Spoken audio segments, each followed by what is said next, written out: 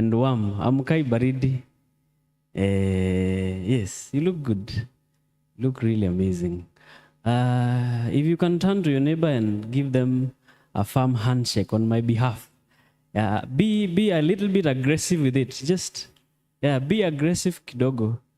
A firm handshake.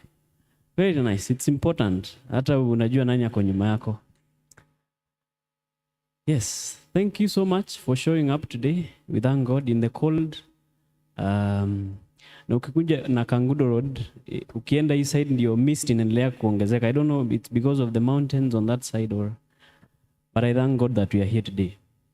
This morning I'm reminded of a story we learned when we were young, very young, in primary school.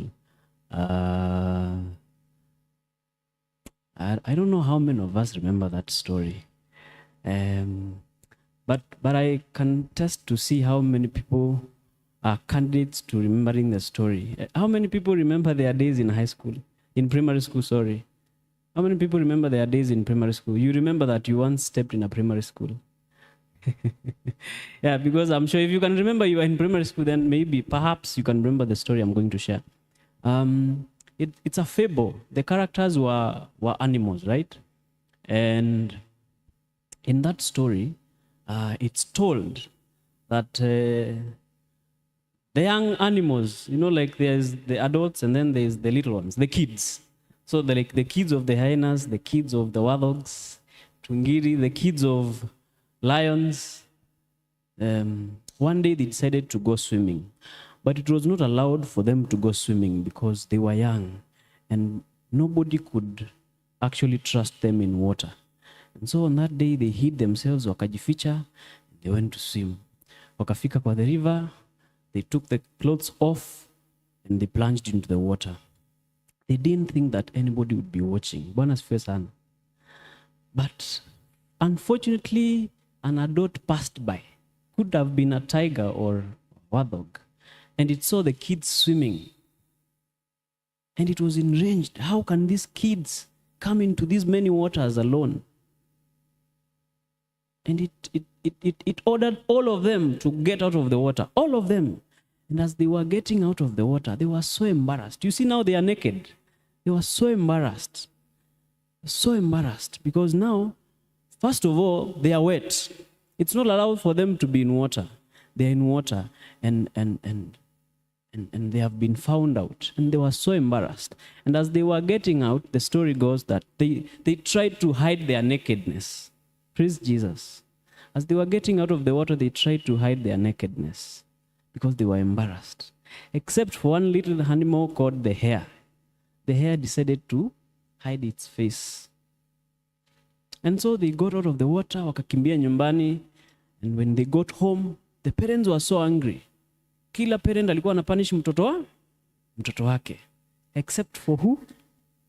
For the hare. Because the hare hid its face, nobody could tell who it was. And so, when it got home, it was just dry.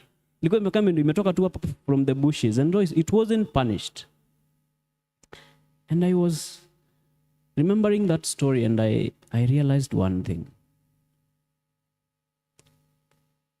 That shame is not shame unless you attach it to a name somewhere. Shame is not shame until you can map it to a name somewhere. If you cannot map shame to a name, then that shame is not shameful. Bwana asifiwe sana. And many things that happen to our lives, we measure them against what name do you have? Who are you? What is your identity? Our actions have no meaning whatsoever until you can actually map them to the name you have. Who are you? What is your name? Praise Jesus. What is your name? What is your name? We judge the actions we take as people on the very basis of our identities, our names, our standing in society. Praise Jesus. And the consequences of the actions that flow from there, they are also attached to the name. The degree and the measure of the consequences is attached to the very name, to the very identity we hold in society. Bwana asifiwe sana. In the book of Joshua 2, the Bible says that Joshua sent some spies, and he told them, go and gather intelligence in the land of Jericho. And as they went, the Bible says that they went, and when they reached that city, they entered into the house of Rahab the harlot. Bwana asifiwe sana. They entered into the house of Rahab the harlot. And the message reached the king that there were some guys from Israel, and they're in our land. And so you need to rush and get them. And so he sent some people to go into the house of Rahab. And when he reached there,